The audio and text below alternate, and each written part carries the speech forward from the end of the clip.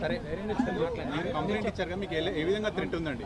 మాల్వీతో ఏ విధంగా థ్రెట్ ఉంది అది చెప్పండి. లేదండి, నన్ను ఇప్పుడు ఫైనల్గా అతను వదిలించుకోవాలి అనుకుంటున్నాడు, వదిలించుకోవడానికి ఇదంతా చేస్తున్నాడు. మాల్వి మల్హోత్రాతో అఫేర్ ఉంది, అది 100% నిజం. నా దగ్గర ఎవిడెన్సెస్ కూడా ఉన్నాయి.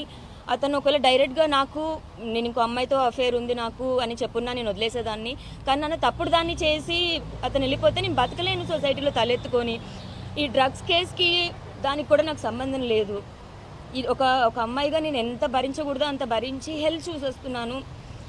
దానికి తోడు యూట్యూబ్లో కమెంట్స్ ఇవన్నీ కూడా వస్తున్నాయి. ఇంకా అవన్నీ వద్దు ప్లీజ్. ముఖ్యంగా మీకు రాజ్ తరుణ్కి మీకు రిలేషన్ ఏ విధంగా ఉండదు, అసలు ఇక్కడ ఏం జరిగింది అసలు?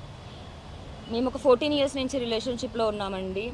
అండ్ 11 years నుంచి టుగెదర్ లివ్ ఇన్ రిలేషన్షిప్లో ఉన్నాం.